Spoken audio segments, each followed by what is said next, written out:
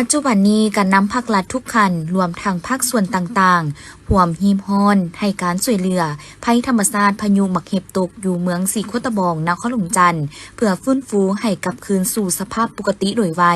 ในนี้ก็ได้มีการช่วยเหลือจาก16แขวงในขอบเขตทั่วประเทศซึ่งได้มอบเงินรวมเป็นจำนวนทั้งหมด1ตื้อกว่ากีบประกอบมีคือ 1. แขวงบริคำไซ100 ล้านกีบมอบโดยทานสนธนูธรรมวงศ์เลขาคณะพรรคแขวงบริคำไซ 2. แขวงจำปาสัก100 ล้านกีบมอบโดยทานอรุณไซสุนราชเลขาคณะพรรคแขวงจำปาสัก 3. แขวงสวรรณเขต100 ล้านกีบมอบโดยทานบุญโจมอุบลประเสริฐเลขาคณะพรรคแขวงสวรรณเขต 4. แขวงขมวน100 ล้านกีบมอบโดยทานไสสนาโคตรภูทรเลขาคณะพรรคแขวงขมวน 5. แขวงอุดมไซ100 ล้านกีบมอบโดยทานบุญคงลาเจียมพรเลขาคณะพรรคแขวงอุดมไซ 6. แขวงบ่อแก้ว100 ล้านกีบมอบโดยทานพุนจัตวาแป้นคำบุตรจันแพงเลขาคณะพรรคแขวงบ่อแก้ว 7. แขวงเวียงจันทน์100 ล้านกีบมอบโดยทานภูธนูเพชรไสสมบัติเลขาคณะพรรคแขวงเวียงจันทน์ 8. แขวงพงสาลี100 ล้านกีบมอบโดยทานพ้นตีสมพรมิตรพรเลขาคณะพรรคแขวงพงสาลี 9. แขวงหลวงพระบาง100 ล้านกีบมอบโดยทานบุญเรือนมณีวงศ์เลขาคณะพรรคแขวงหลวงพระบาง 10. แขวงอัตตปือ100 ล้านกีบมอบโดยทานบุญถึงดวงสวรรค์เลขาคณะพรรคแขวงอัตตปือ 11. แขวงหัวพัน50 ล้านกีบมอบโดยทานพุทธพันธ์แก้ววงไซ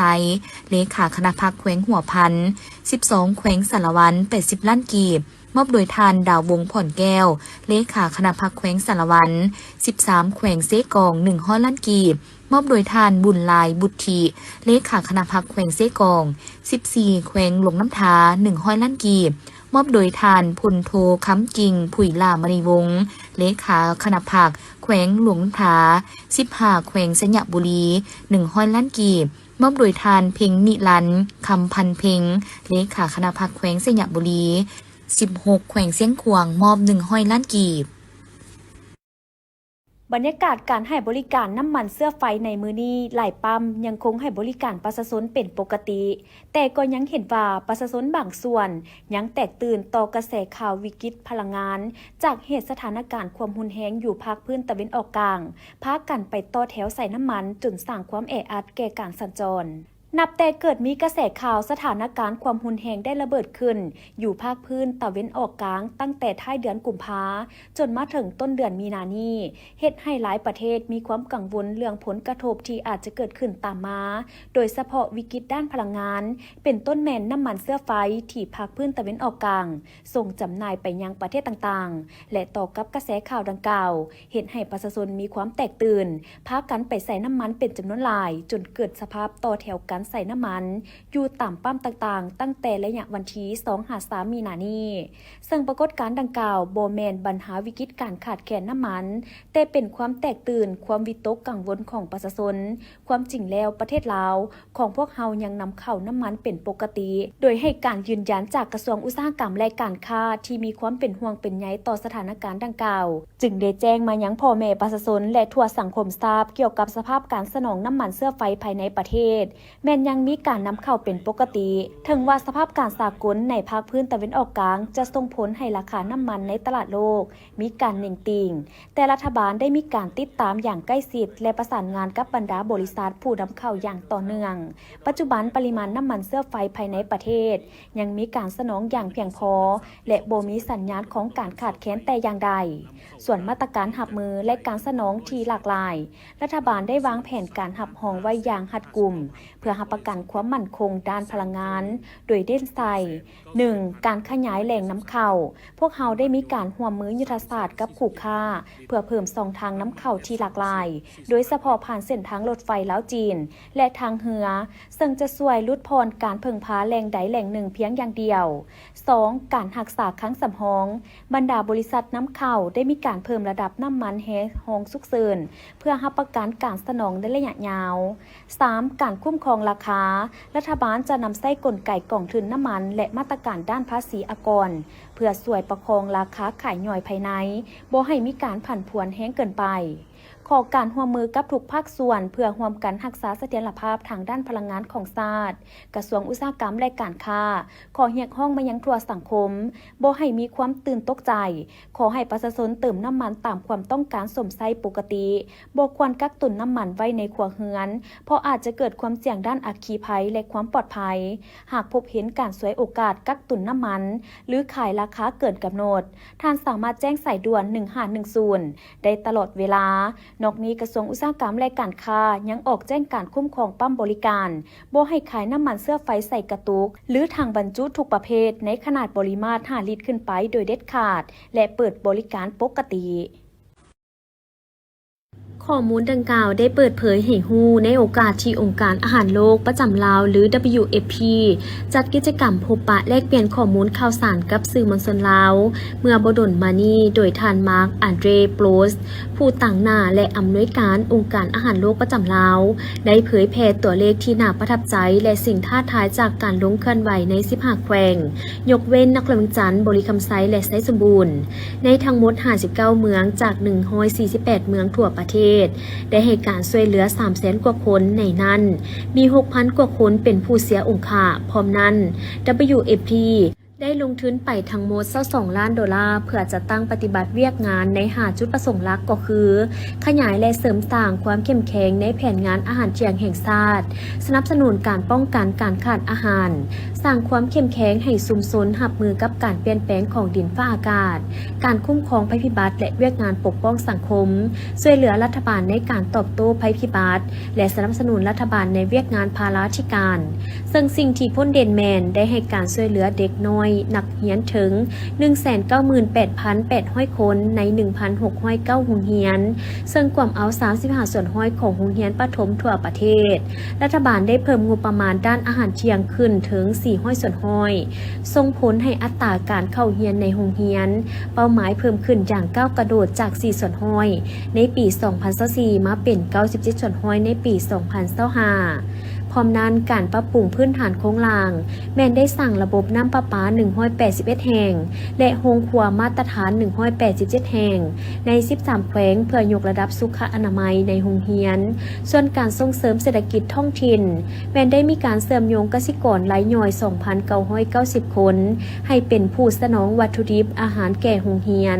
พร้อมทางได้รับการฝึกอบรมและสนับสนุนอุปกรณ์การผลิตเคียงคู่กับผลสำเร็จก็ยังมีหลายด้านที่เป็นสิ่งท้าทาย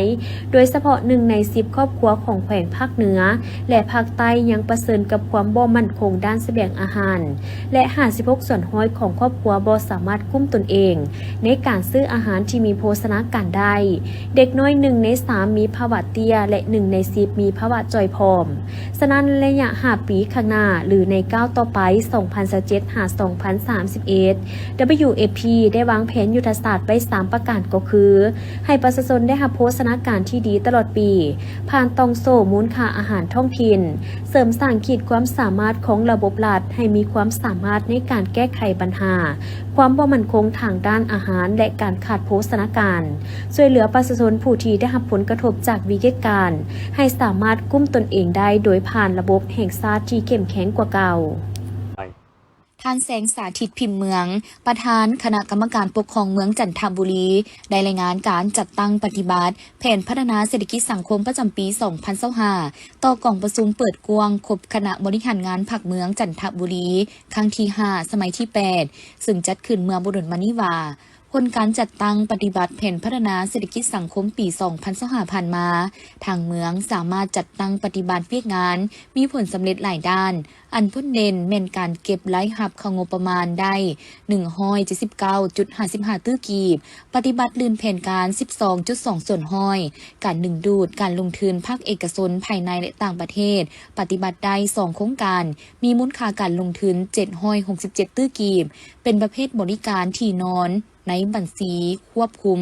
โดยแม่นขั้นศูนย์กลางเป็นผู้ออกอนุญาตได้ส่งเสริมผลิตภัณฑ์ตัวแบบให้ได้กาหมายอุดมของเมือง8หัวหน่วยได้ติดตั้งโทรโคง15จุดสมทบกับแผนกวัฒนธรรมและการท่องเที่ยวลงกวดกาป้ายที่บ่ถูกต้องพร้อมทางเฮ็ดบทบันทึกอยู่เขตบ้านขัวหลวงจำนวน121ป้ายได้ลงจัดสรรความบ่เป็นระเบียบเหี่ยมห้อยตามเส้นทางสายหลักทางหอมและตลาดสุกยิ้วให้ควางเฮือนเฮ็ดสัญญาเก็บเม่นขี้เหยื่อได้ห้อยเส้นห้อย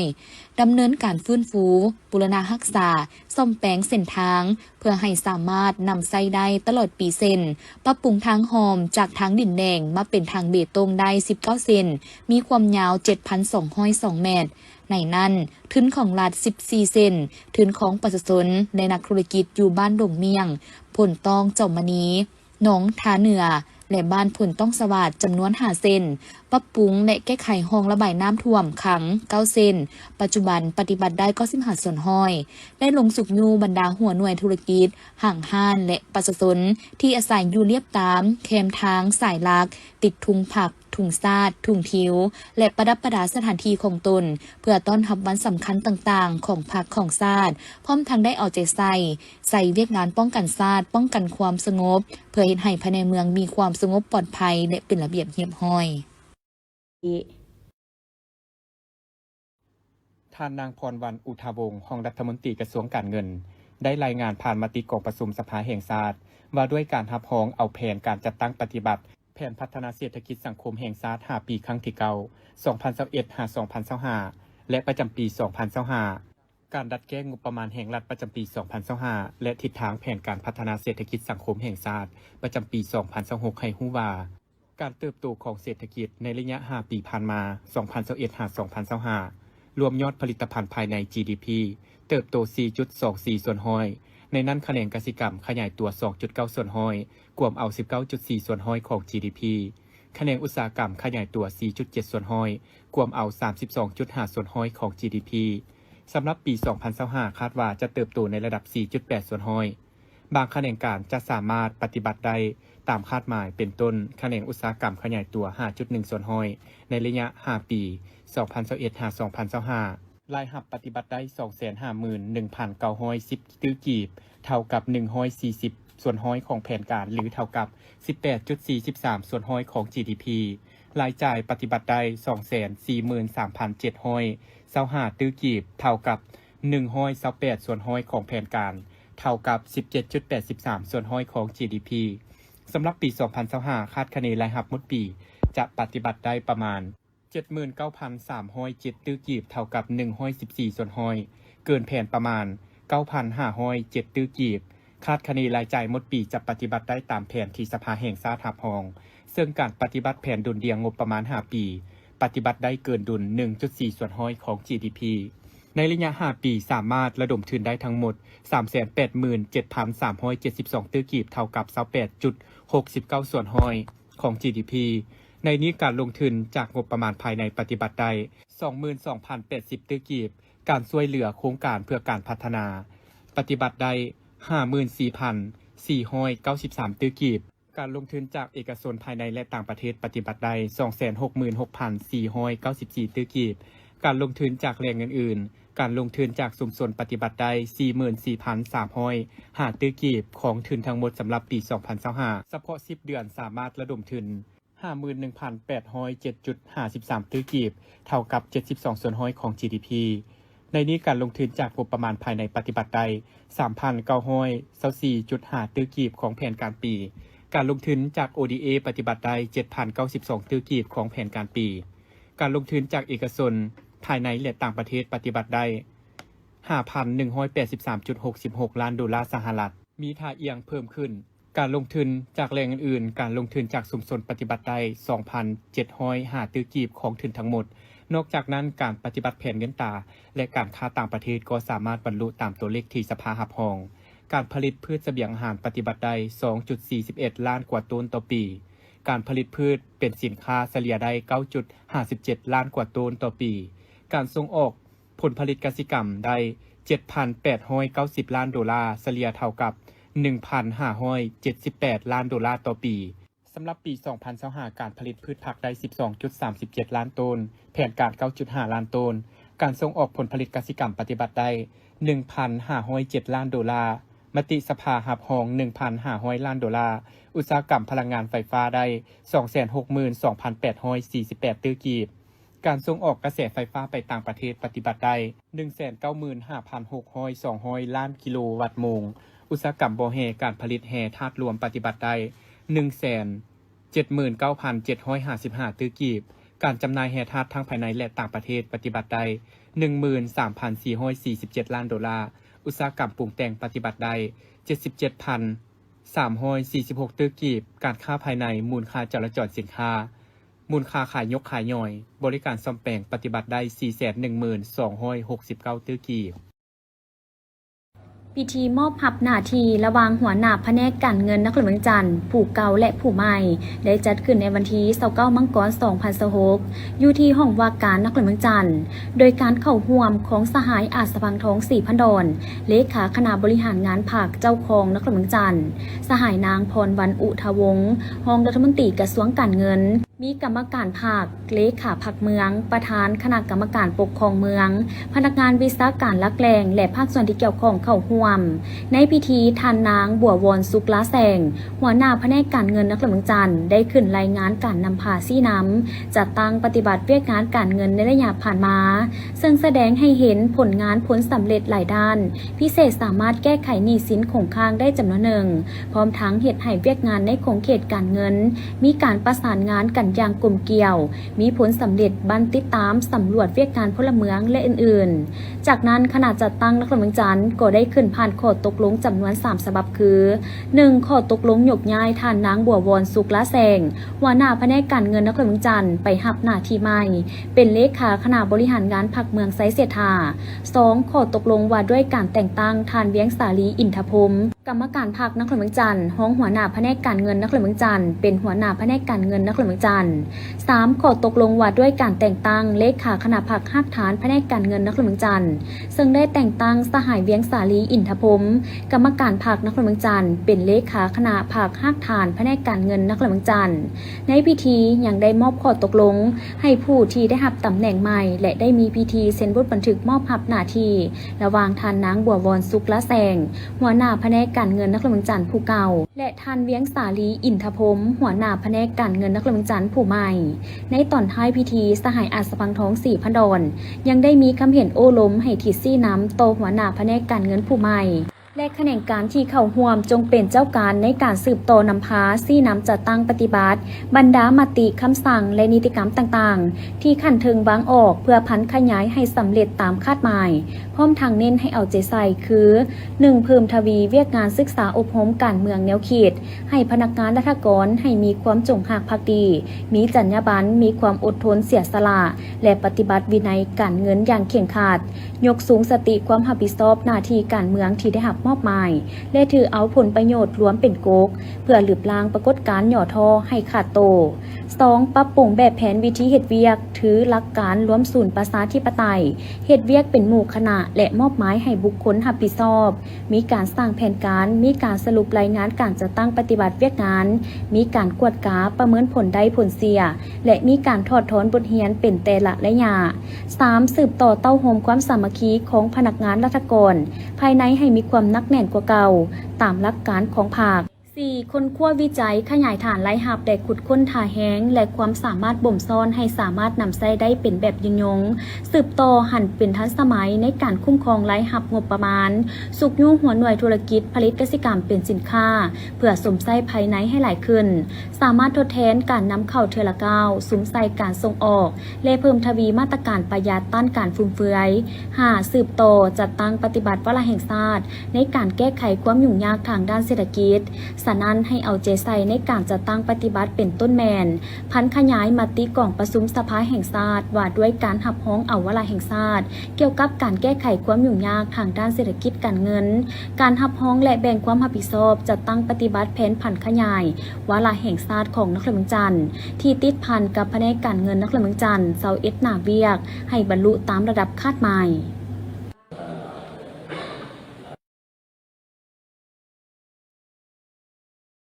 ใน ในวันที่ 12 มีนาคม 2026 ที่ห้องว่าการปกครองเมืองจันทบุรีได้มีพิธีประกาศ3บ้านของเมืองจันทบุรีคือ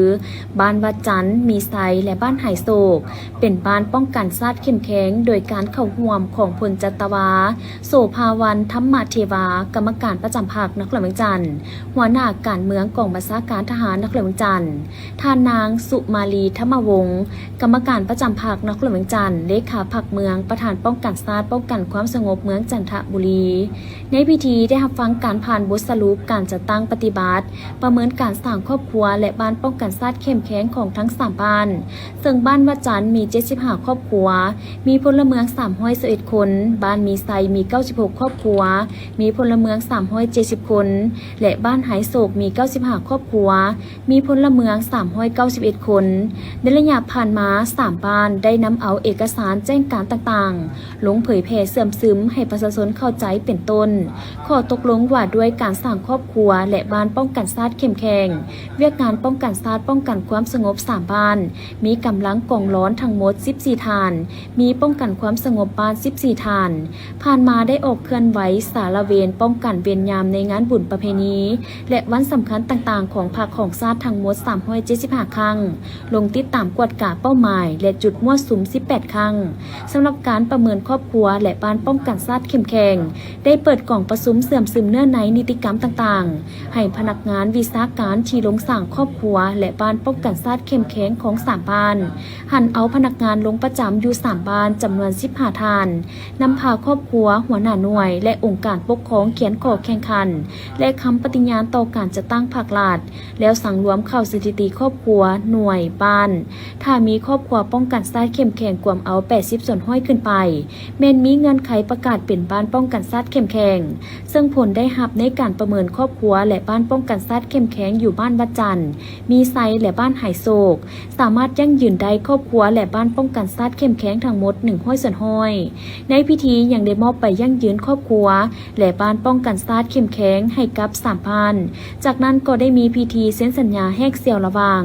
กองบัญชาการทหารเมืองจันทบุรีกับบ้านวัดจันทร์บ้านมีไซบ้านไหโศกบ้านดอนแดงและบ้านหนองท้าเหนือในตอนท้ายพิธี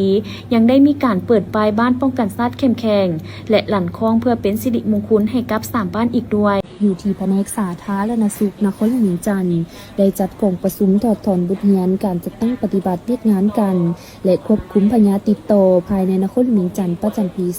2025โดยการเป็นประธานของท่านดร.นางไสพลนันทพลหัวหน้าแผนกสาธารณสุขนครหลวงจันทร์มีห้องคณะกรรมการมีการอ้างข่าวพร้อมโดยภาคส่วนที่เกี่ยวข้องเข้าร่วมในพิธีท่านดร.นางคำลาเผาดาวันหัวหน้าแผนกควบคุมพยาธิติดต่อได้นำเสนอผลการจัดตั้งปฏิบัติเรียกงานกันและควบคุมพยาธิติดต่อภายในนครหลวงจันทร์ประจำปี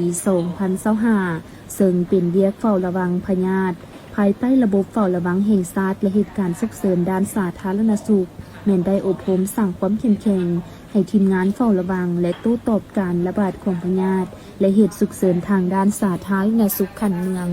ห้องหมอศูนย์กลางและห้องหมอทหารนครหลวงจันทร์พันขยายแจ้งการเฝ้าระวังควบคุมการระบาดของพยาธิหมากแดงพยาธิโปลิโอแจ้งการเพิ่ม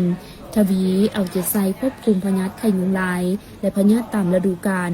ได้สำเร็จสำหรับการลงสอบสวนและตอบโต้พยาธิหมากแดงอยู่เมืองปากเงื่อมสอบสวนกรณีสงสัยพยาธิอยู่ห้องหมอศูนย์กลางกรณีสงสัยเตตานดอยู่นาเซทองเรียกงานควบคุมเชื้อ HIV และพยาธิติดต่อทางเพศสัมพันธ์เน้นได้สำเร็จการลงให้ข้อมูลและการป้องกันเกี่ยวกับพยาธิดังกล่าวให้พนักงานปกครอง9เมืองพร้อมทั้งกวดเลือดเพื่อกันกรองหาเชื้อ HIV ในกลุ่มสาวบริการพนักงานบริการและพนักงานโฮมจากโรงงานที่โครงการกำหนดให้สำเร็จการเปิดจุดจ่ายยาต้านไวรัส HIV หรือ POC อยู่หาเมืองคือเมืองนาไซทองไซธานีหาดไซฟองสังทองและเมืองปากเงื่อมนับแต่ปี 1990 หา 2025ตัวเลขสะสมของผู้ติดเชื้อ HIV มี 8,262 คนจำนวนคนที่เป็นพยาธิเอดส์ 1,584 คนเสียชีวิตย้อนพยาธิเอดส์521 คนนอกจากนี้ยังได้เอาใจใส่เวียกงาน านควบคุมพยาธิวัณโรคไข้มาลาเรียไข้ยุงแมกาฝากแมงไหม้และพยาธิอื่นๆซึ่งผลงานทั้งหมดนั้นย้อนมีการซี้นำพาอย่างใกล้ชิดจากการนำนครหลวงจันทร์กระทรวงสาธารณสุขทุกขั้นและห้องหมอย้อนมีแขนงการที่มีความรู้ความสามารถโดยเฉพาะห้องหมอส่วนกลางห้องหมอชุมชนที่เอาใจใส่ในการเฝ้าระวังรายงานและให้การปิ่นปัวจึงเฮ็ดให้แขนงควบคุมพยาธิติดต่อสามารถจัดตั้งปฏิบัติเวียกงานที่มีผลสำเร็จในหลายด้าน พิธีจัดขึ้นในท่ายอาทิตย์ผ่านมาที่นครหลวงเมืองจันทร์ภายใต้หัวข้อที่ว่าการเสริมขยายกำลังสีเขียวห่วมมือเสสนาจัดขึ้นโดยจิ้งกูน้ำทา Agriculture Development Co.ltd โดยมียุ่นหนานเตี้ยนซือสีฮวน International Business Co.ltd รับผิดชอบจัดงานวางแสดงเป็นการเคลื่อนไหวเศรษฐกิจการค้าที่สำคัญภายใต้ขอบเขตการหัวมือ1แล้ว1เส้นทางลาวจีนงานวางแสดงสินค้าปีนี้ได้สวมใส่การประสานสมทบของการพัฒนาอุตสาหกรรมสีเขียวแสดงเห็นผลสำเร็จด้านการขนส่งการค้าอีคอมเมิร์ซข้ามประเทศวัตถุก่อสร้างที่เป็นมิตรกับสิ่งแวดล้อมและผลิตภัณฑ์กสิกรรมและอาหารว่างทางรถไฟลาวจีนบวกการขนส่งทางบกแบบผสมผสานเวทีการค้าดิจิตอลและผลิตภัณฑ์วัสดุก่อสร้างสีเขียวเป็นจุดเด่นสนองความต้องการของการก่อสร้างตัวเมืองและการยกระดับอุตสาหกรรมของลาวอย่างมีประสิทธิผลงานแข่งขันไว้หนุ่มสร้างธุรกิจลาวจีนโดยสุ่มใส่แขนงขนส่งสีเขียวการค้าอิเล็กทรอนิกส์ข้ามประเทศและอุตสาหกรรมปกปักรักษาสิ่งแวดล้อมก็ได้จัดขึ้นพร้อมๆกันได้ดึงดูดเกือบ20โครงการของนักธุรกิจลาวจีนผลักดันให้กับโครงการที่เข้าร่วมโดยการฝึกอบรมนำเสนอโครงการให้คำปรึกษาโครงการขณะเดียวกันแขนงการที่เกี่ยวข้องของภาครัฐบาลลาวได้กล่าวว่าจะสืบต่อปรับปรุงสภาพแวดล้อมแห่งการดำเนินธุรกิจให้ดีที่สุดและสนับสนุนการร่วมมือด้านอุตสาหกรรมสีเขียวลาวจีนงานครั้งนี้จะสุขยุอำนวยความสะดวกด้านการค้าข้ามประเทศเชื่อมโยงอุตสาหกรรมอย่างลึกซึ้งกว่าเก่าชมเสยเกาะประสุมใหญ่ผู้แทนทั่วประเทศครั้งที่12ของพรรคประชาชนปฏิวัติลาวอย่างสุดใจ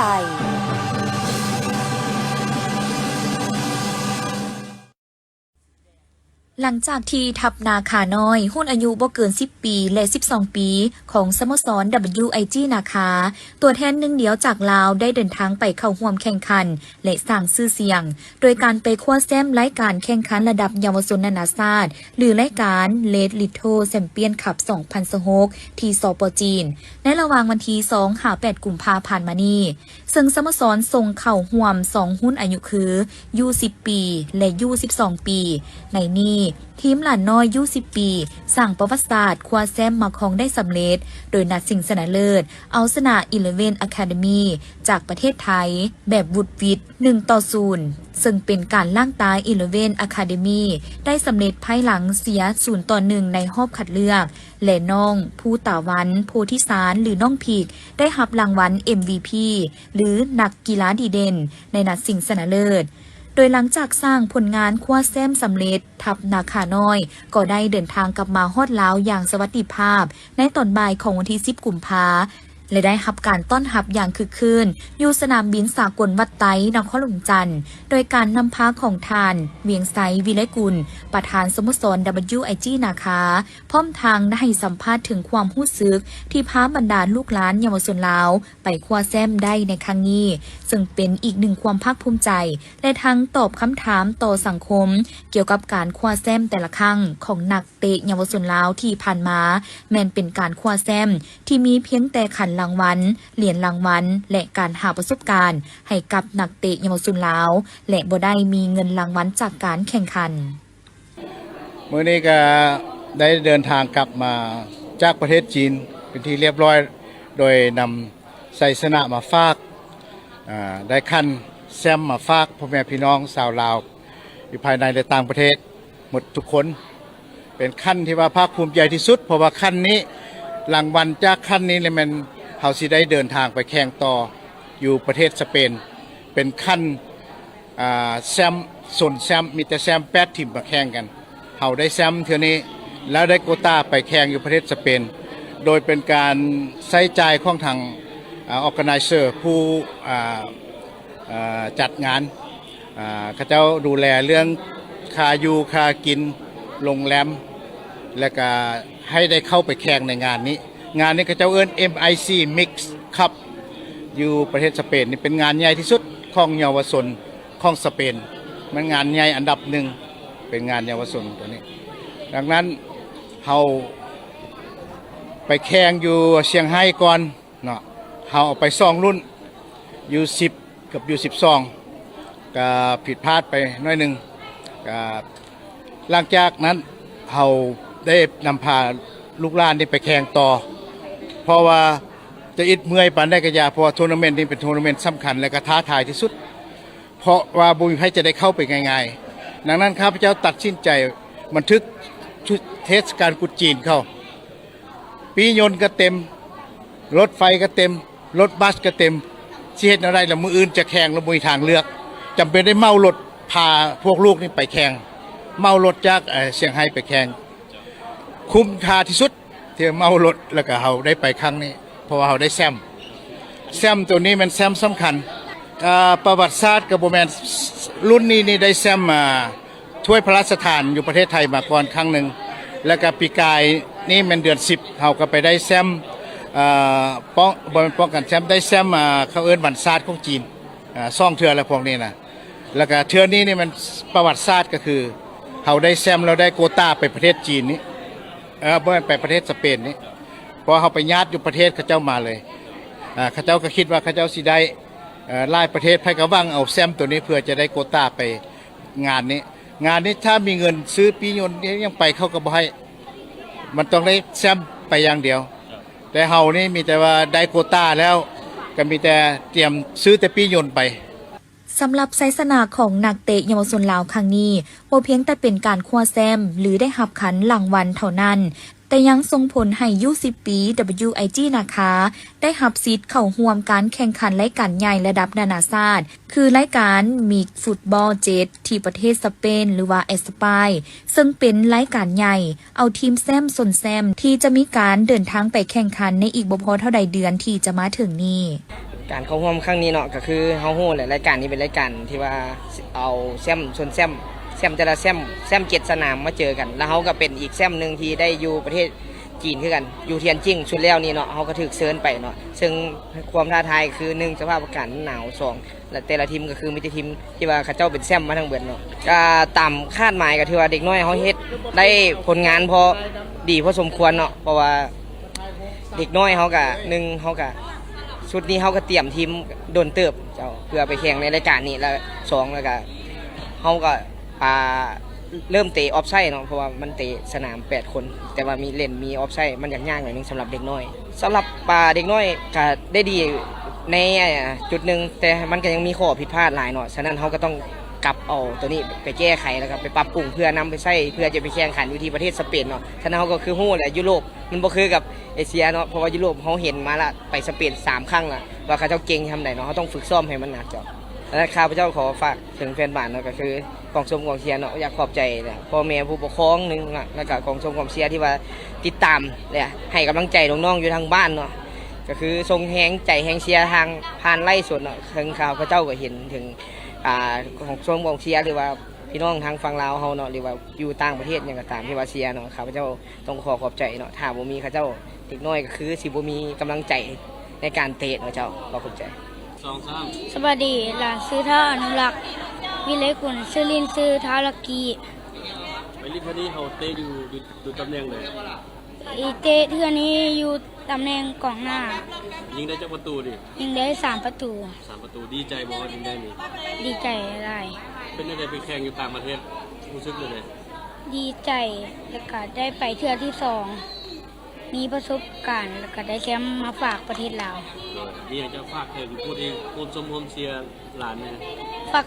เชียร์ในเรื่องของเชียร์ขอบใจข้าเจ้าเนี่ยขอบใจแฟนบ้านด้วยขอบใจแฟนบ้านเชียร์อยู่บ้าน